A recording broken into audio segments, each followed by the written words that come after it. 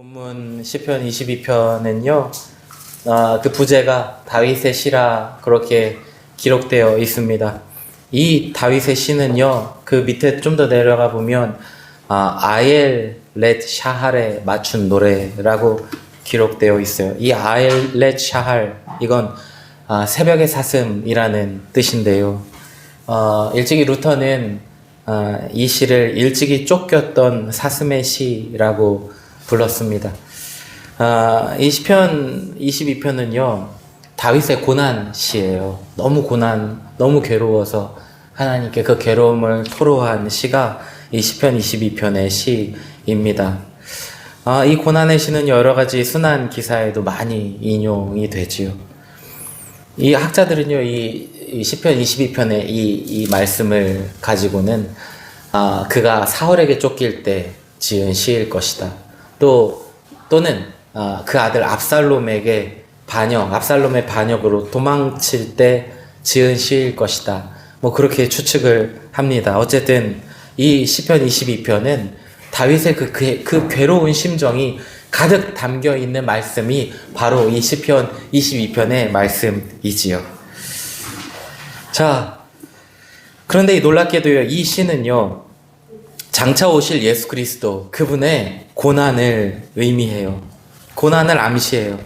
그가 당할 고난, 그가 당하신 십자가의 그 고난을 정확하게 묘사하고 있어요.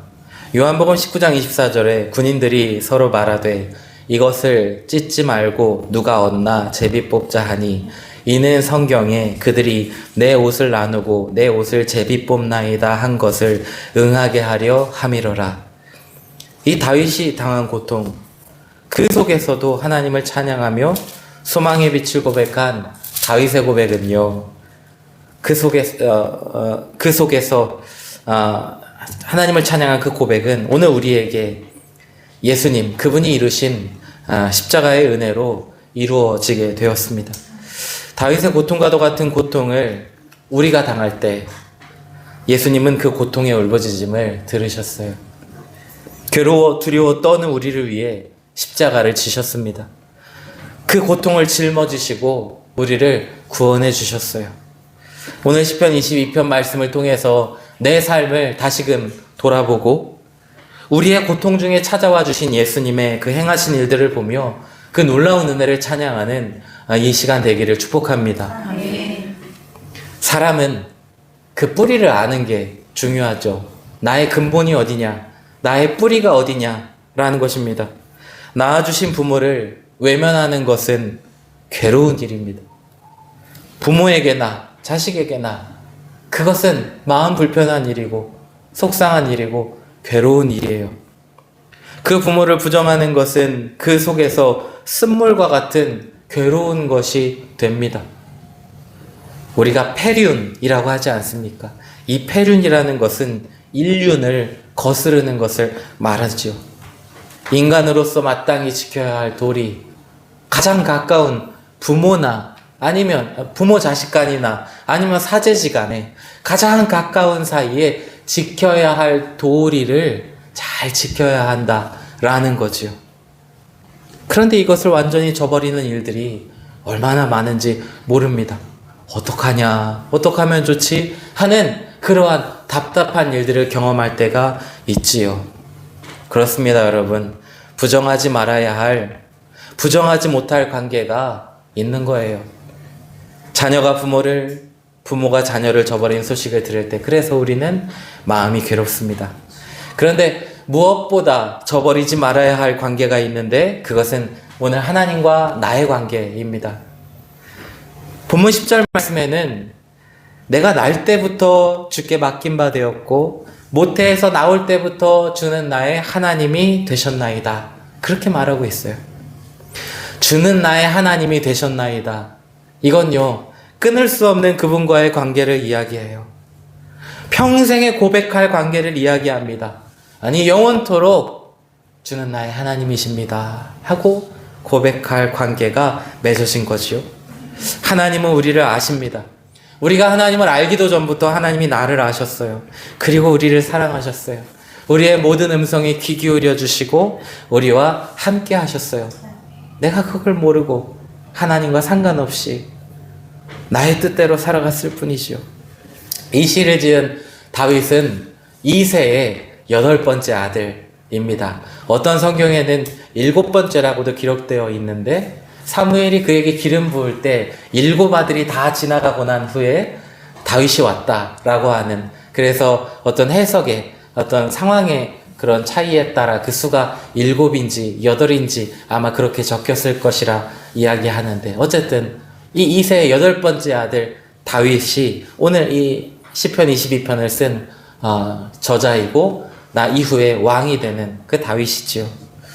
그가 사무엘 선지자로부터 왕의 기름 부음을 받기 전에 그는 밖에 나가서 아버지의 양을 치는 목자의 일을 했습니다. 사무엘 선지자가 왕의 기름 부음을 부으려고 이새에게 왔을 때 아버지 이새는 그의 형들 7은 다 그 자리에 초청했지만 막내 아들은 초청하지 않았어요. 아버지의 마음에 이 다윗은요, 왕의 자질이나 아니면 어떠한 두각을 나타낼 그러한 관심의 대상이 아니었어요. 그저 목자로 아버지의 양을 돌보는 그 일을 감당하는 불려지지 않은 자가 다윗이었지요. 그러나 하나님은요, 그를 부르셨어요. 사무엘상 16장 11절에서 13절에 또 사무엘이 이새에게 이르되 내 아들들이 다 여기 있느냐? 이새가 이르되 아직 막내가 남았는데 그는 양을 지키나이다. 사무엘이 이새에게 이르되 사람을 보내어 그를 데려오라. 그가 여기 오기까지는 우리가 식사 자리에 앉지 아니하겠노라. 이에 사람을 보내어 그를 데려오매 그의 빛이 붉고 눈이 빼어나고 얼굴이 아름답더라. 여호와께서 이르시되 이가 그니 일어나 기름을 부으라 하시는지라. 사무엘이 기름 뿔병을 가져다가 그의 형제 중에서 그에게 부었더니 이날 이후로 다윗이 여호와의 영에게 크게 감동되니라. 사무엘이 떠나서 라마로 가니라. 여러분, 그렇지요.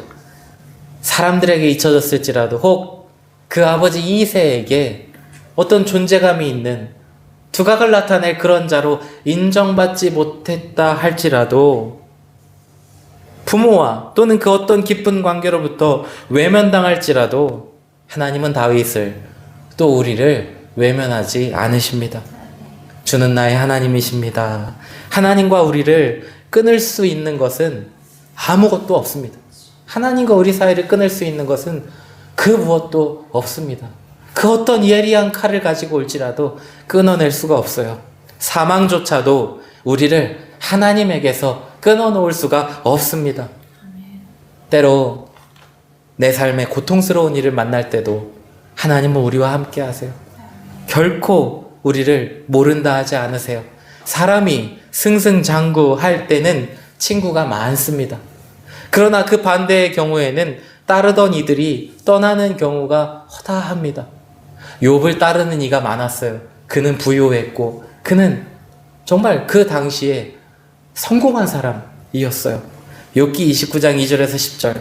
나는 지난 세월과 하나님이 나를 보호하시던 때가 다시 오기를 원하노라. 그때에는 그의 등불이 내 머리에 빛이었고 내가 그의 빛을 힘입어 암흑에서도 걸어 다녔느니라. 내가 원기왕성하던 날과 같이 지내기를 원하노라. 그때에는 하나님이 내 장막에 기름을 발라주셨도다. 그때에는 전능자가 아직도 나와 함께 계셨으며 나의 젊은이들이 나를 둘러 있었으며 젖으로 내 발자취를 씻으며 바위가 나를 위하여 기름 시내를 쏟아냈으며 그때에는 내가 나가서 성문에 이르기도 하며 내 자리를 거리에 마련하기도 하였느니라.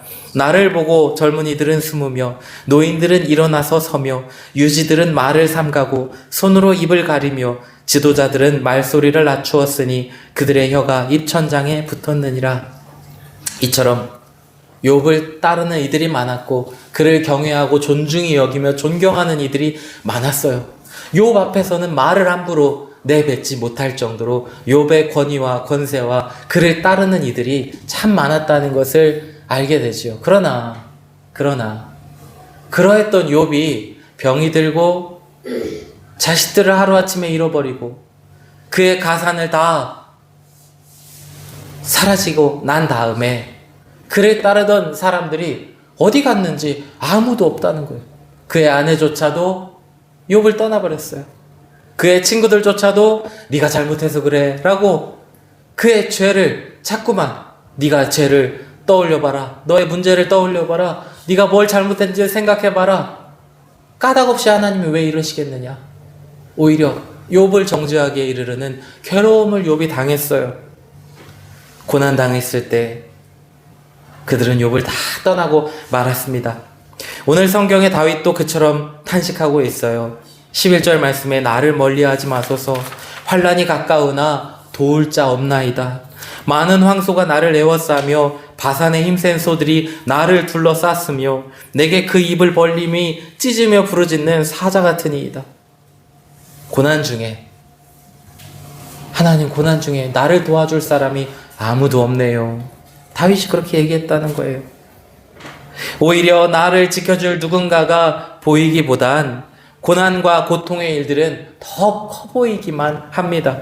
하나님 어디 계시지요? 그 고통이 황소의 에워싸임과 큰 입을 벌리고 내게 달려오는 사자들 같이 사자처럼 너무 무서운 거예요. 너무 두려운 거예요. 내 앞에 고통이, 내 앞에 처한 두려움이 너무 큰 거지요. 욥기 23장 8절에서 9절. 그런데 내가 앞으로 가도 그가 아니 계시고 뒤로 가도 보이지 아니하며 그가 왼쪽에서 일하시나 내가 만날 수 없고 그가 오른쪽으로 돌이키시나 배울 수 없구나. 우리는 고통 중에 부르짖습니다. 도대체 나를 도울 자가 어디 있나? 하나님 어디 계세요? 그런데 오늘 본문의 다윗은 고통 중에도 하나님의 손을 놓지 않습니다. 나를 멀리하지 마옵소서. 하나님께 도움을 구하고 있어요. 하나님 나를 멀리하지 말아주세요. 그 기도를 드리고 있는 거죠.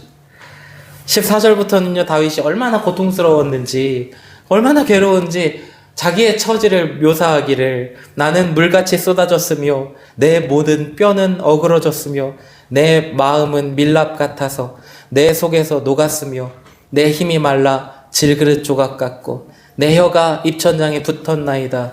주께서 또 나를 죽음의 진토 속에 두셨나이다. 물같이 쏟아졌대요. 밀랍같이 녹아버렸대요. 여러분 뼈가 어그러진 것 같이 얼마나 아파요. 얼마나 괴로워요. 여러분 턱만 빠져봐요. 턱만 빠져봐요. 얼마나 괴로워요. 그런데 온몸에 뼈가 어그러진 것 같은 고통. 너무나 괴로운 거예요. 다윗이 지금. 힘이 말라 질그릇 조각같이 깨졌고 내 혀가 입천장에 붙었나이다. 생기가 없어요. 혀가 쩍쩍 말라 입천장에 붙는 그와 같은 고통을 다윗이 겪고 있어요. 또 다윗이 죽음의 진토 속에 빠진 것만 같다 해요. 죽음의 진토예요, 여러분. 빠져나올 수가 없어요. 기운도 없고 힘도 없고 빠져나올 수 없는 진토 속에 이러다 내가 죽겠구나 하는 그 진토 속에 점점 빠져들어가고 있어요.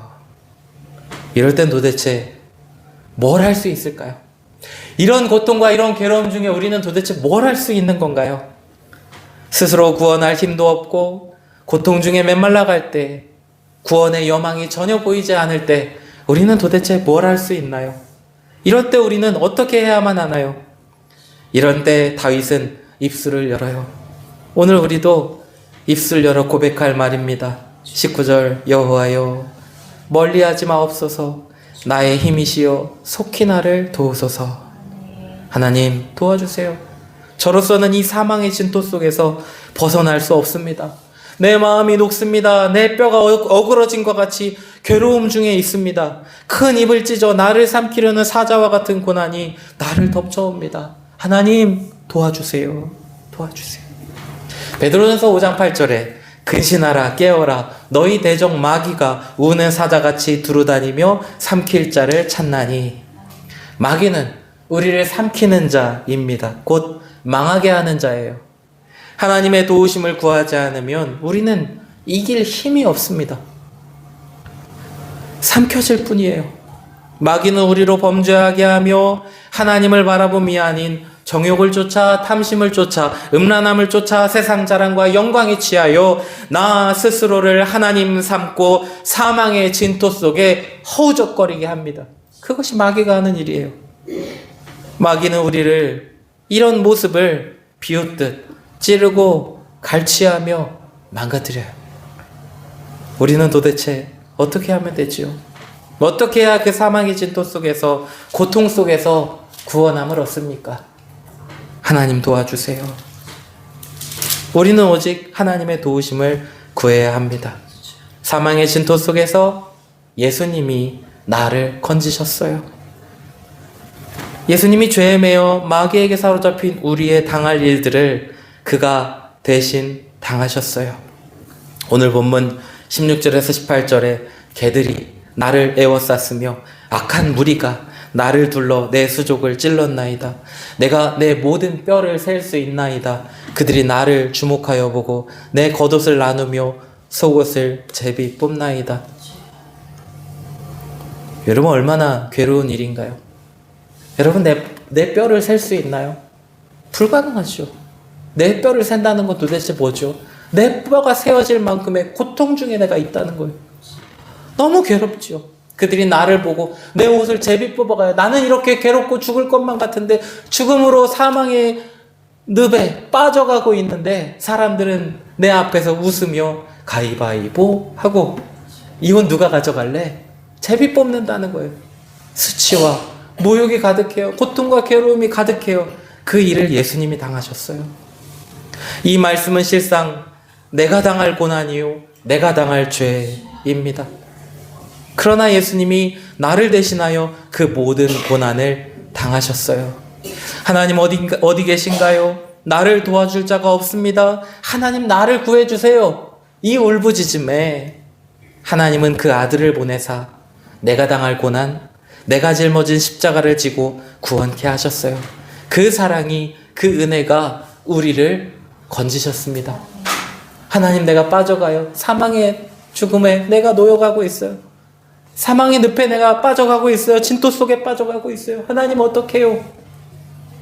주님이 우리 가운데 그 부르짖음을 들으시고 예수 그리스도 그분의 구원하심으로 인하여 우리를 잡아 끄시고 그 사망 중에서 우리를 건지셨다는 사실입니다. 이사야 53장 5절 6절 그가 찔림은 우리의 허물 때문이요 그가 상함은 우리의 죄악 때문이라. 그가 징계를 맞음으로 우리는 평화를 누리고 그가 채찍에 맞음으로 우리는 나음을 받았도다. 우리는 다 양 같아서 그릇 행하여 각기 제 길로 갔거늘 여호와께서는 우리 모두의 죄악을 그에게 담당시키셨도다. 지금 다윗의 울부짖는 고백, 하나님 너무 괴로워요. 내 삶이 너무 힘들어요. 내가 어려운 일을 만났어요. 내가 이 사망의 진토 속에 어떻게 건져 나올 수 있나요? 주님이 내 손을 잡아 끄시고 내가 담당하마, 내가 짊어지마. 다윗아, 내가 너의 고통을 내가 짊어지마. 내가 너의 고통을 내가 지고 내가 십자가를 지리라 하시는 것이 주님의 은혜요 이루신 놀라운 역사입니다. 다윗에게 뿐만이 아니라 오늘 고통 중에 울부짖는 우리의 소리를 들으시고 주님이 나의 모든 죄의 문제를, 사망의 문제요 저주의 문제를 주님이 다 짊어지시고 십자가를 대신 지셨다는 거예요. 내가 무엇을 할 수 있나요? 내 손을 까딱하여 나의 죄의 짐을 조금이라도 들 수 있나요? 나의 고통의 무게를 조금이라도 벗어낼 수 있나요? 아니요. 할 수 없다는 것입니다. 조금도 들 수 없다는 거예요. 그러나 주님이 나를 건지시고 주님이 다 짊어지시고 주님이 다 담당하시고 주님이 다 십자가에서 이루사 나를 구원하신 것입니다. 여호와여 멀리하지 마옵소서. 나의 힘이시여 속히 나를 도우소서. 그렇습니다, 여러분.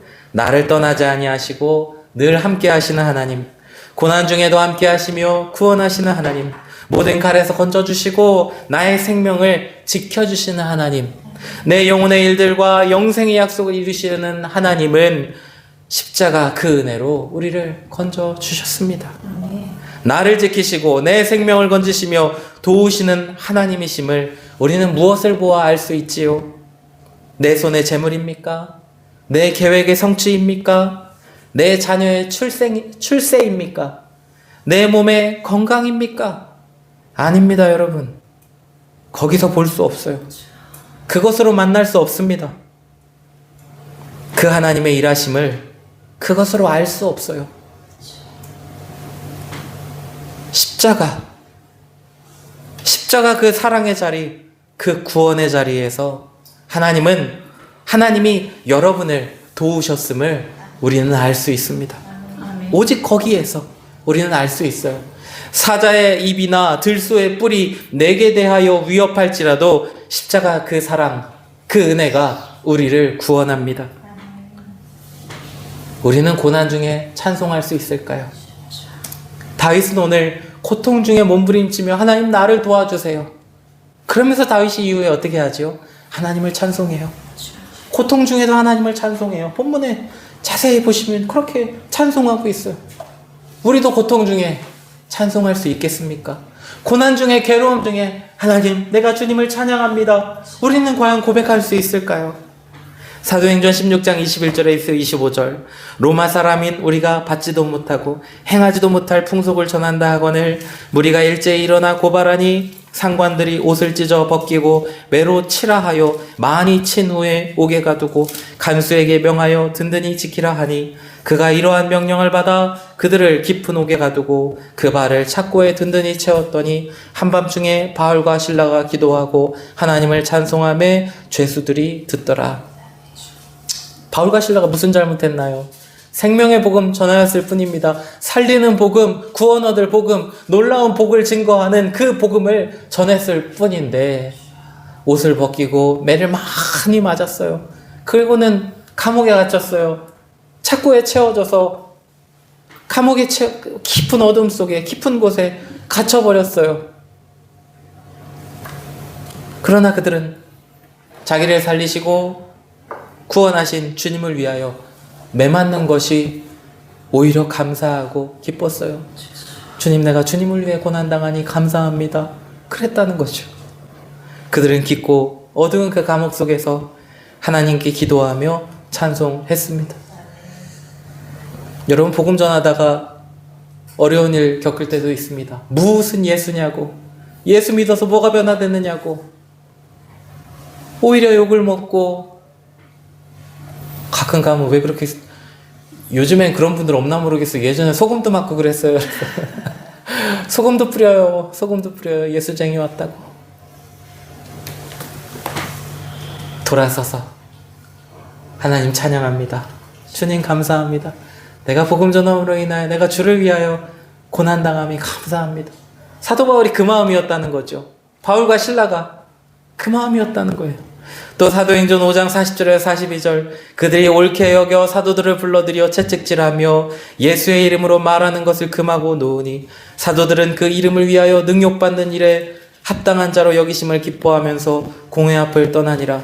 그들이 날마다 성전에 있든지 집에 있든지 예수는 그리스도라고 가르치기와 전도하기를 그치지 아니하니라.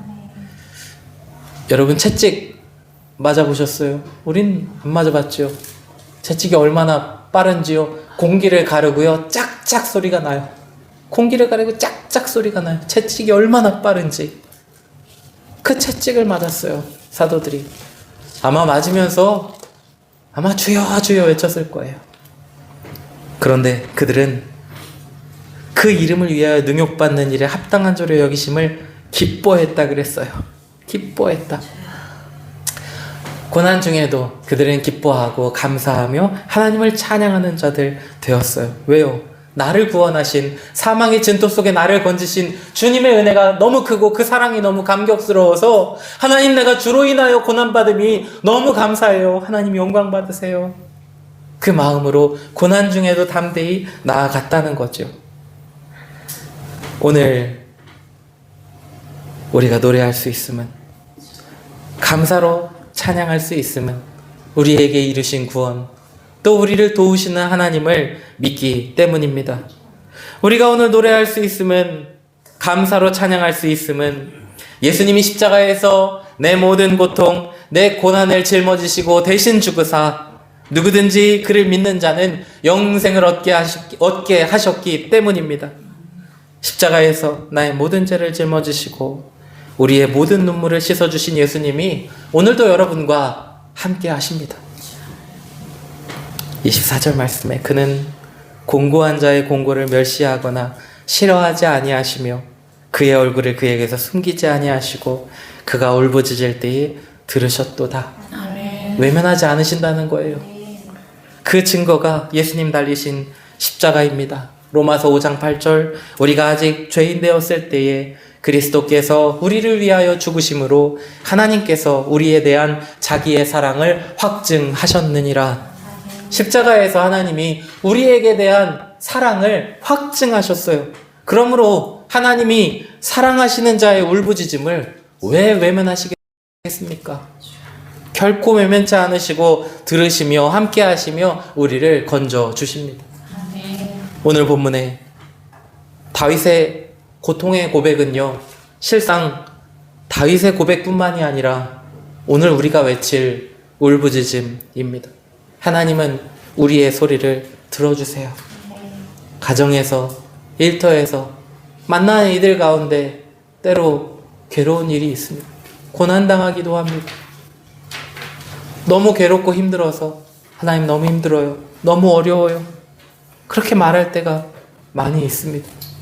주를 위하여 고난받기도 하지만 내가 그리스도인으로 살아가며 고난받기도 하지만 어떨 때는 정말 이유도 모를 욥이 내가 왜 고난을 당하지 하고 이유도 모를 그런 고난이 내게 찾아오기도 해요.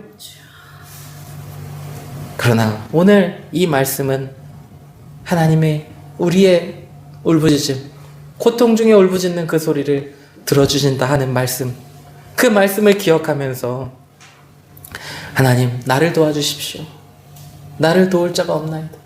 하나님 나를 붙들어 주소서. 나를 사망의 진토 속에서 건져 주소서. 그 마음으로 우리가 주님 앞에 구할 오늘 본문의 말씀이 됩니다. 하나님은 우리를 외면하시고 싫어하지 아니하시며 떠나지 아니하시며 우리와 함께 하십니다. 오늘 본문의 고통의 고백은 내가 당할 고난이라 그랬어요. 그런데요, 그 고난을 예수님이 짊어지셨어요. 이 모든 것을 대신 짊어지셨어요. 하나님이 여러분의 소리를 들으세요. 여러분의 고통을 담당해 주십니다. 작은 바늘에 찔려도 우리는 너무 아파 괴롭습니다. 종이에 베어도요, 별거 아닌 이 종이에 날카롭게 베어서 너무 괴롭고 너무 아파요. 작은 찔림에도 너무 아파요. 그런데 나의 죄값은 그 정도가 아니에요. 죄의 삭은 사망이라 그랬습니다. 범죄함으로 죽을 수밖에 없는 사망 중에 멸망 중에 나아갈 수밖에 없는 우리를 주님이 내가 지금 지어야 할 그 죄를 십자가에서 굵은 대못에 박히사 대신 담당하시고 그는 죽으시고 우리를 살리셨어요. 그는 사망과 저주를 당하시고 우리를 천국으로 인도하여 주셨습니다. 주님의 죽으심이 나의 살림이 되었어요. 주님의 그 살아나심이 나를 영생의 유업을 얻게 하시는 놀라운 은혜로 나를 이끄셨어요. 누가 나를 돕나요? 누가 나를 도와주실 수 있나요? 누가 나의 울부짖음에 귀 기울여 주시나요? 하나님이 우리의 소리를 들으시고 우리의 모든 것을 담당해 주셨습니다. 사순절은 그 놀라운 은혜를 더 깊이 묵상하고 감사로 삶을 살아가는 절기입니다. 나를 향하신 놀라운 사랑, 그 무엇으로도 끊을 수 없고 그 무엇도 해하지 못할 그 사랑, 그 십자가의 사랑에 감사하며 이 한 주간도 함께 하시는 주님과 기쁨으로 감사로 살아가시기를 주님의 이름으로 축원합니다.